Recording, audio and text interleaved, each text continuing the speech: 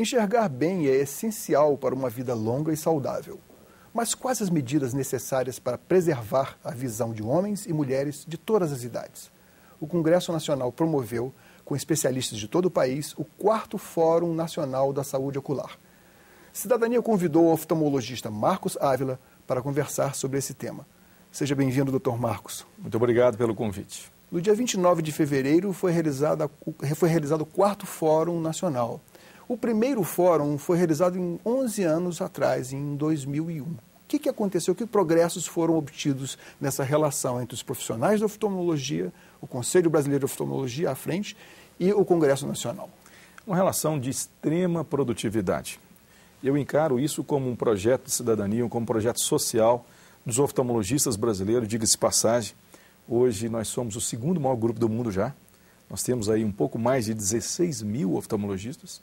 Então, esses 16 mil oftalmologistas veem o fórum como um projeto de cidadania, trazendo as suas expectativas, as suas preocupações em relação à cegueira e à saúde ocular, para que aqui no Congresso Nacional, junto com os parlamentares e junto com o Ministério da Saúde, a gente possa ajudar a sociedade para minimizar as causas de cegueira, minimizar o sofrimento pela cegueira no Brasil, pela implementação de novas políticas ou melhoria das políticas de saúde ocular na área pública, no SUS, no Sistema Único de Saúde. Ou seja, levaram um contingente cada vez maior de brasileiros à política pública, à assistência, à prevenção e o tratamento das doenças principais, doenças que afetam a visão, correto? Exatamente, ou seja, se nós olharmos que 90% dos casos de cegueira do mundo estão aonde? Estão em países em desenvolvimento. E mais, 60% das cegueiras já instaladas são evitáveis. Então, num país igual ao Brasil, nós precisamos estar atentos para levar à população políticas que façam com que essas causas de cegueira sejam minimizadas ou sejam de vez excluídas, que é o nosso sonho, daqui a alguns anos. Quais são as principais doenças que acometem a visão do brasileiro? Nós ainda temos um problema muito sério a ser resolvido, que é o problema da catarata. As ações recentes do Ministério da Saúde melhoraram em muito as cirurgias de catarata. Para você ter uma ideia, no ano de 2011, nós tivemos foram 413 mil cirurgias feitas aqui no Brasil, de catarata pelo sistema público, pelo SUS. Cirurgias feitas por oftalmologistas de grande competência e treinamento que tiveram nas residências credenciadas, que hoje são 63 em todo o Brasil. Então, a catarata é um problema muito sério, mas que está sendo devidamente atacado e resolvido. Nós temos a retinopatia diabética, problema sério. Por quê? Porque a retinopatia diabética leva à cegueira irreversível. Temos o glaucoma, que também leva à cegueira irreversível. Agora, o glaucoma tem uma característica diferente, porque o glaucoma ele não é percebido, ele ocorre sem o sintoma, né? O glaucoma é uma doença extremamente traiçoeira e silenciosa. Ao passo que a retinopatia diabética, o paciente sente que a visão está caindo e ele vai ao médico, o médico faz o tratamento preventivo para evitar a cegueira. Então, nós temos que estar atentos. Todos os diabéticos precisam ser observados, o médico oftalmologista tem que examinar esses pacientes, por quê? Detectando-se precocemente o problema, ele pode ser tratado e, ao mesmo tempo, corrigido. Agora, o glaucoma, como o senhor mesmo mencionou, ele tem uma característica mais sorrateira. Por quê? Porque ele é silencioso, ele não se apresenta, ele não tem sintomas e ele é insidioso e a única maneira de se detectar o glaucoma, como que é? Indivíduos mais propensos, que são aqueles com mais de 40 anos, devem fazer uma consulta com o médico oftalmologista, pelo menos uma vez por ano, para medir a pressão, ver o fundo de olho e, às vezes, se for necessário, o médico solicita outros exames, como a medida de campo visual e outros, para que ele possa, então, saber, tem glaucoma? Tem glaucoma. E aí passa por um regime de tratamento o resto da vida, usando os colírios, que esses colírios vão amenizar e vão diminuir a chance ou quase excluir a chance da cegueira pelo glaucoma. Ou seja, o glaucoma ele pode ser, não pode ser revertido, né? Mas ele pode ser, digamos assim, contido. Exatamente. Como fazer para que a pessoa que suspeite de glaucoma, porque uma vez que não tem sintoma, só existe então a prevenção. O Brasil já está equipado para, nas comunidades mais carentes e mais distantes dos grandes centros, realizar o exame a medição, a aferição da pressão ocular? Essa é uma pergunta fantástica e importantíssima, porque esse é o fulcro da questão. Por isso que nós estamos aqui em Brasília, no Congresso Nacional. Nós queremos que o Ministério da Saúde se alie uma vez mais, e nós temos uma aliança muito grande com o Ministério da Saúde, diga-se de passagem. Esse atual Ministério da Saúde tem sido muito parceiro do Conselho Brasileiro, mas nós estamos aqui em Brasília para que sejam implementados redes de assistência à distância, para que sejam implementados projetos que viabilizem a migração dos oftalmologistas para o centro do Brasil, para as regiões longínquas. Porque o oftalmologista, com um aparelho simples que media a pressão, com o exame de fundo do olho, detecta o glaucoma, detecta a retinopatia diabética, detecta a catarata e pode tratar todo mundo, pode tratar a degeneração macular relacionada à idade, que é um tema importante que deve entrar na pauta de discussão do Sistema Único de Saúde para a implementação de uma política. Mas então, é isso, nós temos sim quantidade suficiente de oftalmologistas para detectar o problema. Basta que as políticas de saúde pública nos deem condições, nós pedimos que haja, às vezes até, quem sabe, no futuro, nós chamamos de credenciamento universal do oftalmologista ao SUS, para que esse oftalmologista possa diagnosticar o problema e possa tratar convenientemente. Como funcionaria esse credenciamento universal dos oftalmologistas? Então, esse é um sonho antigo do Conselho Brasileiro de Oftalmologia. O oftalmologista teria que ter o diploma de médico, essencial, claro, teria que ter o título de especialista, ele teria que ter simplesmente esses dois documentos e daria entrada numa secretaria municipal ou secretaria estadual de saúde, teria o seu credenciamento e poderia utilizar o seu consultório para parte do tempo daquele consultório, principalmente os médicos que estão no interior do Brasil, ser disponibilizado para a clientela SUS, que seria então examinada por esse médico. Então seria um credenciamento universal, simples, sem burocracia e que atenderia a demanda de uma maneira de bastante pontual e incisiva. O que falta para isso acontecer? Depende do quê? Depende de que haja uma transformação na legislação também? Não? Talvez na legislação, em outro, talvez eu acredito até que a nível de Ministério da Saúde mesmo, através de portarias novas, de disponibilização dentro de um programa amplo que o ministro Padilha hoje, o ministro Padilha no Congresso do Fórum Nacional de Saúde Ocular esteve presente e ele está muito animado com o problema de resolver o problema da oftalmologia no Brasil. Quem sabe que dentro de um processo amplo, disponibilização de recursos, ou seja, orçamentação para a saúde pública ocular, venha junto a isso, quem sabe, uma desburocratização para que o oftalmologista brasileiro possa estar integrado na rede pública de saúde. Doutor Marcos, eu queria que o senhor fizesse uma crítica à evolução da legislação brasileira, a legislação do SUS e da saúde pública como um todo, e o trabalho do conjunto do Fórum com o Congresso. A legislação evoluiu e no que ela precisa avançar ainda mais?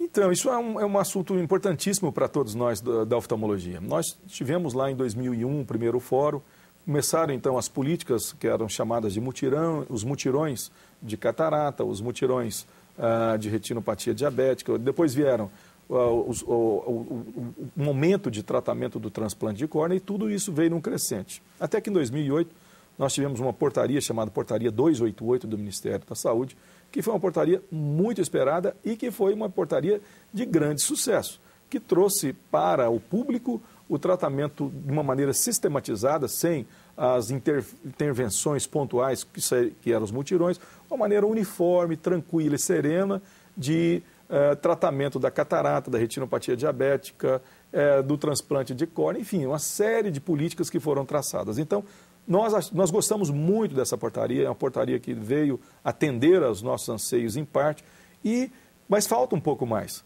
E hoje nós temos que o Ministério deve estar lançando esse primeiro semestre ainda de 2012, uma nova política de atenção à saúde ocular. E nossa crítica é uma crítica construtiva. Nós queremos estar do lado do Ministério, ajudando na elaboração dessas portarias. Por quê?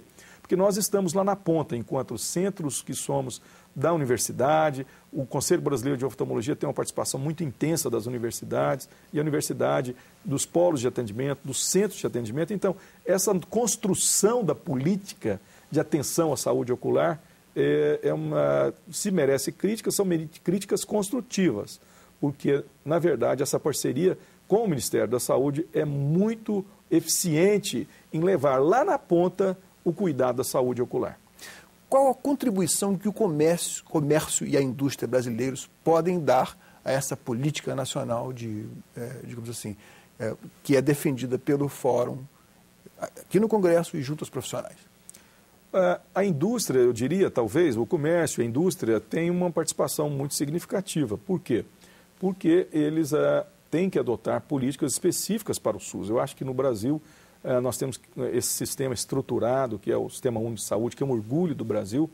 Ele precisa muito da contribuição da indústria no sentido de que haja disponibilização de uma precificação ajustada para o SUS. A saúde suplementar, que são os convênios, enfim, todos os planos de saúde que hoje atendem cerca de 45 milhões de brasileiros, tem uma política à parte, que é uma política definida pela Associação Médica Brasileira, ajudada também pelo Conselho Federal de Medicina. Já o SUS não. O SUS precisa de uma precificação mais adequada da indústria, e eu acho que a indústria... Precificação, o senhor fala, um tratamento adequado, diferente. Um tratamento, não diria o tratamento igual pelo um preço menor.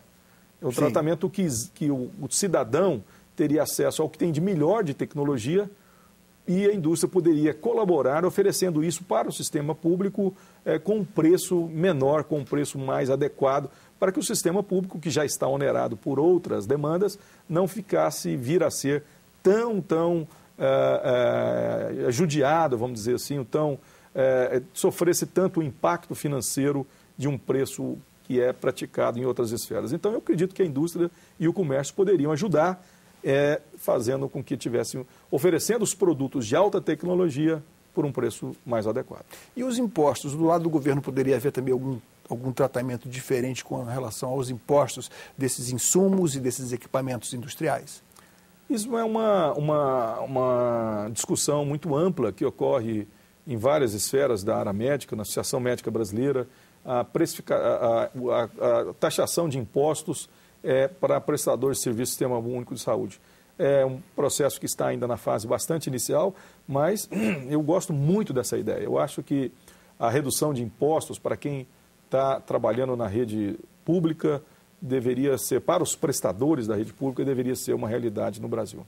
Mas, por exemplo, quanto custa um tonômetro? Um tonômetro modelo mais simples, mais eficiente, que pudesse ser colocado, digamos assim, lá no interior da Amazônia e pudesse ser operado com grande eficácia e retorno para a população local?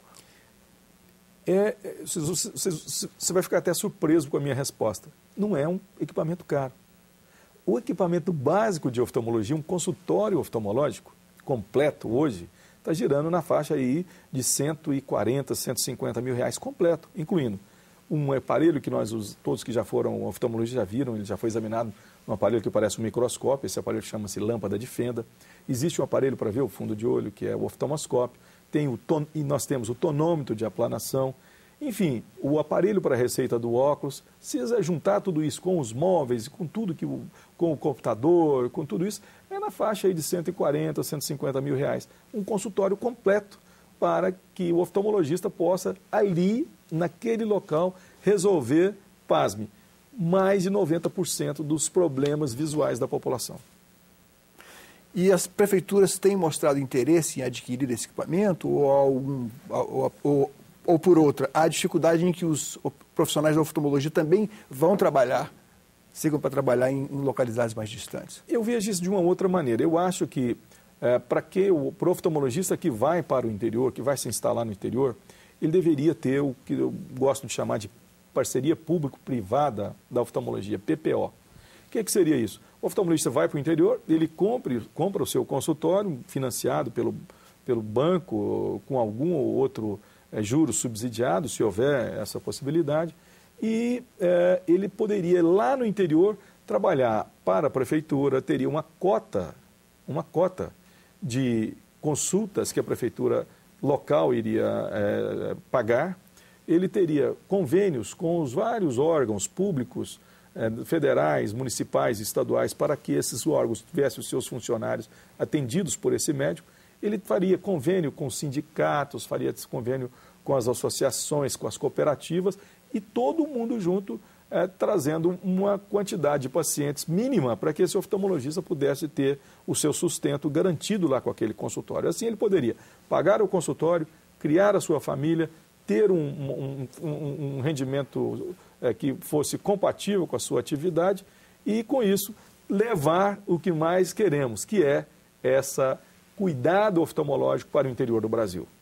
Existe uma relação direta entre a possibilidade de prevenir e curar as causas de cegueira e o nível econômico das populações. Ou seja, quanto mais elevado o nível econômico, menos suscetível estará a população a perder a acuidade visual, de forma parcial ou completamente. Eu pergunto, num país que está superando, com as políticas públicas, as políticas compensatórias, está superando a pobreza, digamos assim, então temos agora uma classe média numericamente em ascensão. Isso já é detectável na incidência de doenças oftalmológicas? É impressionante o que mudou de quando eu comecei a trabalhar como médico oftalmologista, depois de ter feito a minha especialização na área, o índice de cegueira por causas diversas com o que nós temos hoje.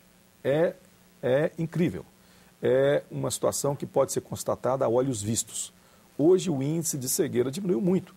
Os casos gravíssimos de retinopatia diabética estão cada vez mais escassos. Pacientes cegos completamente por catarata cada vez diminuindo mais. Ou seja, aquele índice alarmante que nós tínhamos de país subdesenvolvido, que temos lá um índice de 1,2% de cegueira de acordo com o país subdesenvolvido, atingiu 0,3% lá dos países totalmente desenvolvidos. Acho que hoje nós estamos aqui numa faixa intermediária, caminhando para termos índices de cegueira menores a cada ano, a cada década, por ação direta do Ministério da Saúde, das políticas, dos parlamentares e uma ação muito efetiva, muito incisiva, que chamou para si essa responsabilidade, que é o Conselho Brasileiro de Oftalmologia, que trabalha no sentido de tentar implementar políticas de erradicação da cegueira no Brasil. Então, de uma maneira sumária, sim, há uma melhoria grande, uma diminuição grande do número de cegos no Brasil e esse número vem diminuindo a cada ano. Quais são as perspectivas da oftalmologia brasileira, que é uma oftalmologia de ponta? Nós temos trabalhado muito com a qualidade. Nós temos hoje 63 serviços de residência credenciados. Pode-se dizer que... Ou seja, onde os médicos se especializam e se aperfeiçoam. Exatamente. São nesses serviços, 63 serviços espalhados por todo o Brasil, e o nível de qualidade é muito grande. São as chamadas residências médicas, né? Hoje a residência médica é uma residência que toma 3 anos da vida do profissional e ele sai de lá muito bem preparado. Então, nós nos preocupamos muito hoje com a qualidade do nosso médico formado, e diga-se passagem, que é uma das melhores qualidades hoje em termos globais, em termos mundiais. Nos preocupamos com a saúde ocular e nos preocupamos em trazer um nível de qualidade na pesquisa. A pesquisa no Brasil tem sido cada vez mais eficiente. Nós temos trabalhado com grandes projetos de pesquisa em parceria com universidades e a indústria internacional. E eu acho que o Brasil está se colocando muito bem no cenário mundial no que diz respeito à saúde ocular, em diz respeito à oftalmologia.